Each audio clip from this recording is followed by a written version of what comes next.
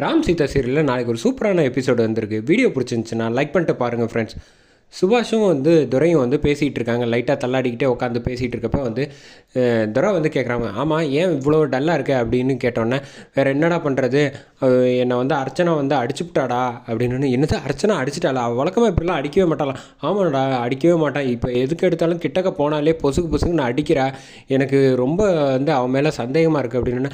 பேசாமல் அவளை டைவர்ஸ் பண்ணி விட்டுரு, பேசாமல் இன்னொரு கல்யாணம் அதான் ஹைதராபாத்தில் இருக்கால அவளை கொண்டு வர வச்சிரு சொப்னாவை அப்படின்னோன்னே, என்ன விளாட்றியா, உன்கிட்ட போய் சொன்னேன் பாரு, இப்போயாவது அடிச்சுக்கிட்டு இருக்கா, இப்போ மேற்கொண்டு என்னை துரத்தி விடலாம் வீட்டை விட்டுன்னு ஐடியா பண்ணுறியா, ரொம்ப எத்தனை நாள் உனக்கு என்ன அப்படின்னோடனே சுபாஷ் ஆளை விட்றா சாமி அப்படின்ட்டு அங்கேருந்து போயிடுறாங்க. போனதுக்கப்புறமேட்டுக்கு இங்கே அர்ச்சனா ரூமை கதவை தட்டிகிட்டு இருக்காங்க. உள்ளே கல்பனா வேறு இருக்காங்களா. கல்பனா லைட்டாக வழக்கம் போல் கையில் ஒரு புகையை வச்சுக்கிட்டு புகை விட்டுக்கிட்டே இருக்காங்க. அந்த சமயத்தில் டக்குன்னு இவன் வேறு தொலைச்சிட்டானா, நிம்மதியாக நம்மளை ஒரு 5 நிமிஷம் இருக்க விட மாட்டானே, இப்போ வந்தால் வேறு கட்டி பிடிப்பான், என்ன பண்ணுறதுன்னு தெரியல அப்படின்னு யோசிச்சுட்டு இருக்கப்போ கதவை தட்டினோடனே உள்ளே வராங்க. உள்ளே வந்தோடனே கரெக்டாக ஸ்மெல்லு இருக்கிறது ரூமில் இருக்கிறத கண்டுபிடிச்சோடனே என்ன புதுசாக ஸ்மெல்லு, பின்ன ஸ்மெல்லு வராமல் ஓன்டன் தான் ஏன் வருது, முதல்ல ரூமுக்கு வராதப்போ அப்படின்னு துரத்தி விட்றப்ப டக்குன்னு சீதா வந்துடுறாங்க. சீதா வந்தோடனே சீதா கிட்ட பேசுகிறப்ப அர்ச்சனா கரெக்டாக ஸ்மெல் வருது அப்படின்னு சொன்னோன்னே, ஆமாம் இந்த இருக்கிற எல்லா பழக்கமாக இருக்குது, இவருக்கு இந்த பழக்கம்லாம் கிடையாது அப்படின்னு.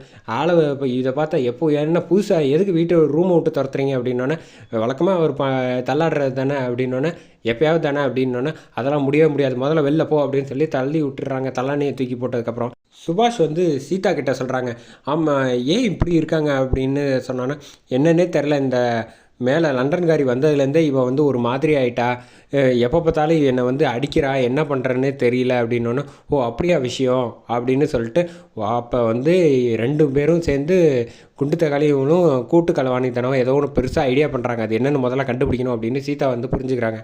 அடுத்த நாள் காலையில் சீதாவுக்கு உட்காந்துருக்கப்போ எல்லோரும் பேசிகிட்டு இருக்காங்க. கரெக்டாக மீராவும் சீதாவோட அம்மா உமாவும் பேச ஆரம்பிக்கிறாங்க. சீதாவுக்கு இந்த மாதிரி 3 மாதம் ஆகிடுச்சு இல்லையா, அதனால மருந்து கொடுக்கணும் அப்படின்னு சொன்னான்னு, நல்ல விஷயம் தானே, அதை நீங்களே பார்த்து செய்யுங்க அப்படின்னோன்னே, இங்கே நான்சி செம்ம கடுப்பில் உட்காந்துருக்கவங்க உள்ளே சொல்கிறாங்க, மகாவை பற்றி உங்களுக்கு யாருக்கும் அக்கலே இல்லை அப்படின்னு, இந்த நேரத்தில் மகா இருந்தால் இன்னும் கொஞ்சம் நல்லா இருந்திருக்கும்ல அப்படின்னு பேச ஆரம்பிச்சோன்னா, பரவாயில்ல சேதுராம் உங்களுக்கு கூட கொஞ்சம் லைட்டாக மகா மேலே அக்கறை இருக்குது அப்படின்னோன்னா, மீரா பேச ஆரம்பிக்கிறேன், சும்மா அக்கறை இல்லாமலாம் இல்லை, அதுக்காக சோகமாகவே இருக்க முடியும், அடுத்தடுத்து நல்ல விஷயம்லாம் பண்ணணும்ல அப்படின்னோன்னே, மருந்து கொடுக்க போகிறாங்களா சீதாக்கு, அப்போ எங்களுக்கு மட்டும் கிடையாதான்னு 3 குட்டீஸும் கேட்க ஆரம்பிக்கிறாங்க. சில்வண்டுங்க உங்களுக்கெல்லாம் இப்போ கிடையாது அப்படின்னோன்னே, ஏன் அவங்களுக்கு ஆசைப்பட்டு கொடுத்தா என்ன அப்படின்னு கல்பனா அர்ச்சனா மாதிரி இருக்காங்களா சொல்லிடுறாங்க. உளறினோன்னே நான்சி கோவப்படுறாங்க, வாயை முட்டு பேசாமல் இரு அப்படின்னோன்னே, ஏன் உங்களுக்கெல்லாம் தெரியாதா கொடுத்தது இல்லையா அப்படின்னு சொன்னோன்னே, எனக்கு எங்கே கொடுத்துருக்காங்க அப்படின்னோன்னே, என்ன ஒரு 2 பசங்களை பார்த்துருக்கீங்க இது கூட தெரியாது அப்படின்னோன்னா, ஆமாம் அப்படின்னு சொன்னோன்னா இன்னும் அதிகமாக வளர ஆரம்பிச்சிடறாங்க. சீதாவுக்கு லைட்டாக சந்தேகம் வருது, இவங்க பேசுகிறத பார்த்தாலே சரியில்லையே அப்படின்னு மொத்த பேரும் பேசணுன்னே அங்கேருந்து நைஸாக நவுந்து போயிடுறாங்க. சேஷாத்திரி நான்சியை பார்க்குறதுக்காக வராங்க. நின்னோடனே வாசலில் சீதாவை பார்த்தோன்னா அங்கேயே நின்றுடுறாங்க. ஐயோ பார்த்தாலே இப்போ நம்மளை அடித்து துரத்திடுவாங்க போல், பேசாமல் நம்ம போயிடலாமான்னு சேஷாத்திரி அசிஸ்டண்ட் சொன்னோன்னு, நீ பேசாமல் இரு வா போகலாம் அப்படின்னு சொல்லிட்டு வராங்க. கரெக்டாக செல்வி கிட்ட சொல்கிறாங்க, இவர் தான் அந்த என்கிட்ட வம்புழுத்தாருன்னு சொன்னல வக்கீல், அவர் தான் இவர் அப்படின்னோன்னா, அப்படியானோன்னா சீதா ரொம்ப மரியாதையாக அவங்கள வாங்க சார் உட்காருங்க அப்படின்னு சொல்லிவிட்டு காஃபி எடுத்துகிட்டு குடிக்கிறாங்க. இந்த ஒரு காஃபினால் மட்டும் உனக்கு தண்டனை கொடுக்காம விட மாட்டேன் அப்படின்னு.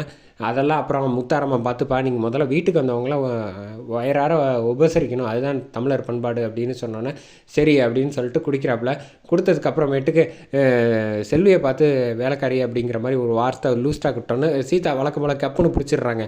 இப்போ இந்த மாதிரி ஏன் நீங்கள் எப்போதுமே இப்படி தானே, எப்போ பார்த்தாலும் இதே மாதிரியே பேசிகிட்டு இருக்கீங்களே, உங்களுக்கு மரியாதையே எதுவும் தெரியாதா அப்படின்னு கேட்டேன்னா, அவரோட அசிஸ்டண்ட் அடுத்த மன்னிப்பு கேட்க ஆரம்பிச்சிட போகிறாரு அப்படின்னோன்னே, இவரே மன்னிச்சிருமா சீதா, இந்த காஃபிக்கு ஒரு மன்னிப்பு, இங்கே வீட்டுக்குள்ளே வந்ததுக்கு ஒரு மன்னிப்புன்னு கேட்டுட்டு வெளில போயிடுறாப்புல. வெளில போனோன்னே சீதாவும் வெளில நிற்கிறாங்க. கரெக்டாக அப்போ தான் நான்சி வராங்க. நான்சி வந்தோன்னா, ஏன் இங்கே நிற்கிறீங்க, அவள் ஏதாவது சொல்லுவாளா அப்படின்னோன்னே, இல்லை அதெல்லாம் இருக்குது, ஆல்ரெடி மன்னிப்புலாம் கேட்டாச்சு அப்படின்னு சொன்னோன்னே, ஓ அது வேறு கேட்டாச்சா அப்படின்னோன்னே, வாங்க சார் உள்ளே போகலாம் அப்படின்னு கூப்பிட்றாங்க. உள்ளெல்லாம் வரல, நான் இதுவரை தான் இங்கேருந்தே சொல்கிறேன் அப்படின்னோன்னே, என்னென்னு சொன்னதுக்கப்புறமேட்டுக்கு எக்ஸ்பிளைன் பண்ணுறாங்க. இந்த மாதிரி ஒரு ஆப்பர்ச்சுனிட்டி நமக்கு கிடச்சிருக்கு, அவளை உள்ளே தூக்கி வைக்கிறதுக்கு எப்படி அப்படின்னு சொன்னோன்னே, இந்த மாதிரி ஃபங்க்ஷன் வைக்கிறாங்க. ஃபங்க்ஷன் வைக்கிறப்ப அன்றைக்கி அதே தேதியில் நம்ம கேஸை ஹியரிங் வச்சுட்டா நிச்சயமாக அவளால் வர முடியாது. அதுக்கு அடுத்தது அவளை தூக்கி கேன்சல் ஆகி போயிடும் பெயில், அவளை தூக்கி உள்ளே போட்டுடலாம், அதுக்கு சரியான ஆப்பர்ச்சுனிட்டியாக இருக்கும் அப்படின்னோன்னே, இது ஒரு நல்ல பிளான், எனக்கு இப்படி ஒரு வாய்ப்பை பயன்படுத்தி கொடுத்ததுக்கு ரொம்ப நன்றி அப்படின்னு சொல்கிறாங்க. பேசி முடிச்சு சேஷாத்ரி வழி அனுப்பி முடிச்சதுக்கப்புறம் வந்து நான்சி வராங்க. 2 பேரும் சீதாவும் க்ளோஸாக பார்க்குறாங்க. பார்த்துட்டு எதுவும் பேசிக்கல, பட் ஆனால் பேசாமல் டக்குன்னு போயிடுறாங்க நம்ம நான்சி. அதுக்கு அடுத்தது சீதா வந்து என்னம்மா இவங்க 2 பேரும் பிளான் போடுறத பார்த்தா வேறு லெவலில் இருக்கும் போல, எதுவாக இருந்தாலும் முத்தாரமாக பார்த்துப்பா, துணை இருக்கிற வரைக்கும் என்னை யாராலையும் ஒன்றும் பண்ண முடியாதுங்கிறாங்க.